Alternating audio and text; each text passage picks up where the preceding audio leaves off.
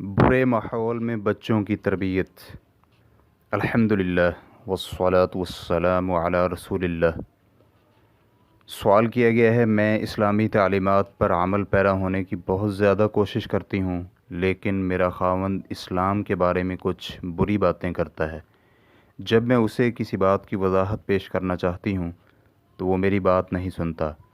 وہ پڑھا لکھا انسان ہے، جبکہ میں اپنی تعلیم پوری نہیں کر پائی تھی۔ میں کوشش کرتی رہتی ہوں کہ دین کی معلومات حاصل کروں اور کتاب و سنت کو سمجھوں، لیکن آخر کار بات وہی آ جاتی ہے کہ میرے پاس مکمل علم نہیں ہے۔ میرے 6 بچے ہیں، ان میں سے کچھ کی عمریں 9 سال سے کم ہیں اور کچھ 13 سال سے بھی بڑے ہیں۔ میں ایسا طریقہ جاننا چاہتی ہوں جس سے میں زیادہ سے زیادہ دین کی پابند بن جاؤں۔ میں یہ چیز اپنے بچوں کے دلوں میں کس طرح راسخ کر سکتی ہوں کہ جہاں پر گھر کے تمام بڑے افراد نماز کی پابندی نہیں کرتے، اس کی وجہ سے بسا اوقات میں ہمت ہار بیٹھتی ہوں۔ الجواب بعون الوہاب۔ اس حوالے سے پہلی چیز، انسان جس قدر بھی دین اور دینی تعلیمات سے دور ہو جائے، اس میں خیر و بھلائی کا شرارہ باقی رہتا ہے اور حق فطری طور پر انسان کے اندر موجود رہتا ہے۔ تو ایسے میں ضرورت اس امر کی ہوتی ہے کہ انسان اس پوشیدہ شرارے کو تلاش کرے اور اسے دعوت و نصیحت کے لیے نقطۂ آغاز بنائے۔ آپ کا خاوند پڑھا لکھا ہے، اس کا مطلب یہ نہیں کہ وہ غلطی یا خطا سے پاک ہے۔ اس لیے آپ وقتاً فوقتاً نصیحت کے ذریعے کوشش کرتی رہیں۔ اللہ رب العزت سے دعا بھی کریں، وہی آپ کے لیے کافی ہے اور وہی آپ کی مدد فرمائے گا۔ آپ اللہ رب العزت سے یہ بھی دعا کریں کہ اللہ تعالیٰ آپ کے خاوند اور آپ کے ارد گرد افراد کے دلوں میں نور پیدا فرما دے، جس کی روشنی میں وہ حق بات پہچان سکیں۔ نیز اللہ تعالیٰ سے ان کے لیے یہ بھی دعا مانگیں کہ اللہ تعالیٰ انہیں اپنی اطاعت کرنے کی توفیق سے نوازے۔ اور آپ کا خاوند پڑھا لکھا ہے تو آپ ان کے لیے ایسی علمی کتابیں دستیاب رکھیں یا ایسے مفید آرٹیکل اور مضامین رکھیں جو ان کے لیے مناسب ہوں۔ جس پریشانی سے آپ نمٹنا چاہتی ہیں، اس سے متعلقہ مواد انہیں فراہم کریں۔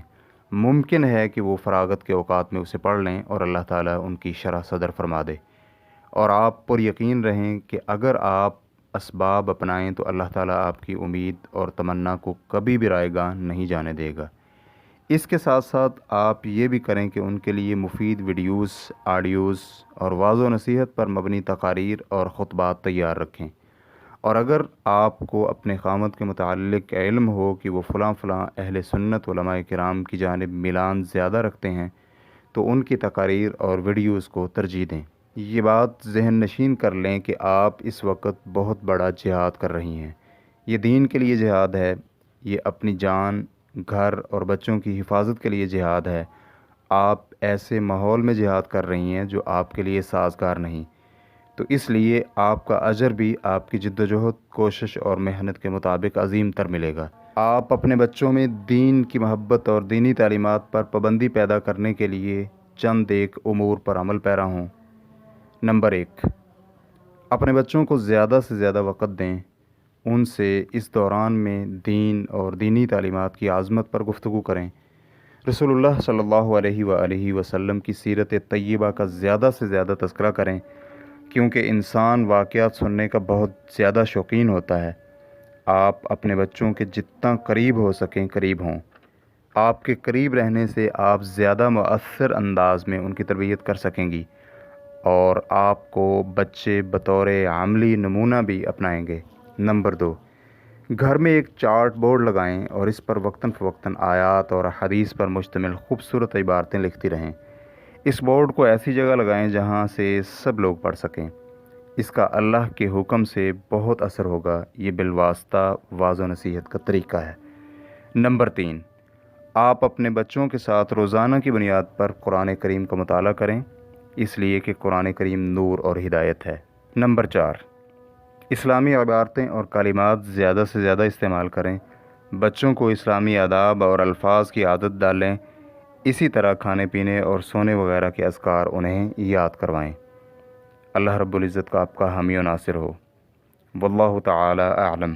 اسلام کیو اے ریکارڈنگز، مؤسسۃ الشیخ صالح المنجد، المملکۃ العربیۃ السعودیہ، فتویٰ نمبر 217409، والسلام علیکم ورحمۃ اللہ وبرکاتہ.